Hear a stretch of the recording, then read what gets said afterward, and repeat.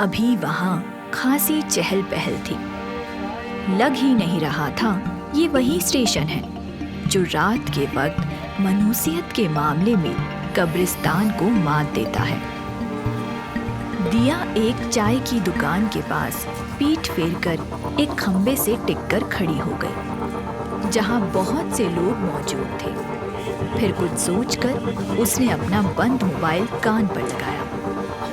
हाँ बाबा, रात की ही ट्रेन है मेरी, कल सुबह तक पहुंच जाऊंगी। फिर दिया ने ये फर्जी फोन कॉल खत्म जैसे ही की, वो चाय वाला उसके पास आया। अरे मैडम जी, आप यहाँ नहीं है क्या? हाँ, क्यों? नहीं, कुछ नहीं, बस सोचा आपको बता दूं। आपको जहाँ भी जाना हो दिन में ही जाइए, रात में तो यहाँ कोई नहीं आता, स्टेशन सूना रहता है। अरे, अजीब बात कर रहे हो। अब मैडम जी, यहाँ तो ऐसा ही होता है।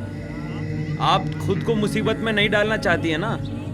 वो दोनों बात कर ही रहे थे कि आसपास और भी लोग जमा हो गए और दिया को घूरने लगे। हाँ भाई, ठीक ही तो बोल रहा है। सही बात है, सही बात है। रात को क्यों जाना है वहाँ? स्टेशन और इन लोगों में कुछ तो अजीब है, मैं खोज के रहूंगी। दिया को उस कस्बे में आए 4-5 दिन हो चुके थे।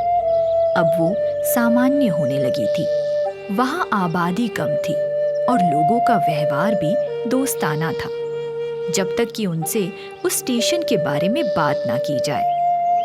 स्टेशन के बारे में कोई भी बात नहीं करना चाहता था। एक रात दीपक और दिव्या नामक एक प्रेमी जोड़ा वही स्टेशन की एक बेंच पर बैठा हुआ था। दिव्या दीपक के मालिक की बेटी थी। वो दोनों एक दूसरे को चाहते थे और आज रात चुपके से एक साथ उस कस्बे से भागने वाले थे। देखा, मैंने बोला था ना, कुछ नहीं है यहाँ, बस सब बेकार ही बोलते रहते हैं। तू फालतू ही डर रही थी। पर लोग मरे हुए मिलते हैं ना सुबह यहाँ से, मुझे कुछ अजीब लग रहा है।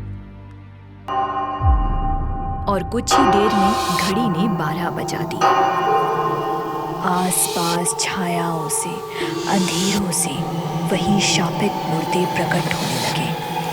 दीपक वहीं बैठे बैठे सो गया था।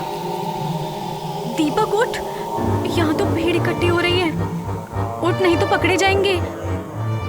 क्या? अरे हाँ, इतने लोग अचानक, चल छिप जाते हैं। डर के मारे वो दोनों स्टेशन पर ही कार्टन के पीछे छुप गए। वो उन मुर्दों को सामान्य लोग समझ रहे थे। तभी दिव्या ने एक मुर्दे को गौर से देखा और उसकी चीख निकल गई।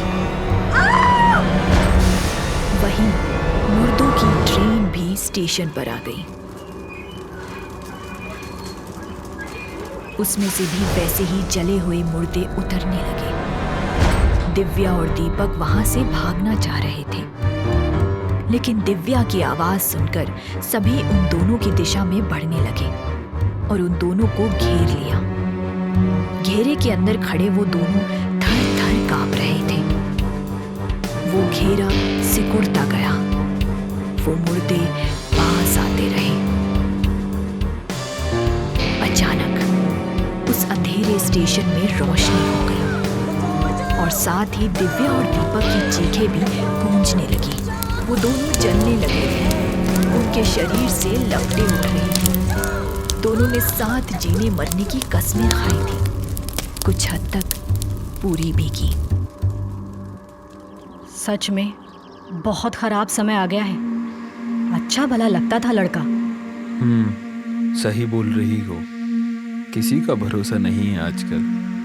मम्मी, पापा, क्या हुआ? क्या बात कर रहे हो? अरे वो दीपक था ना, वो लड़का जो सामान पहुंचाने आया था। अपने ही मालिक की बेटी के साथ आत्महत्या कर ली उसने, नालायक। क्या?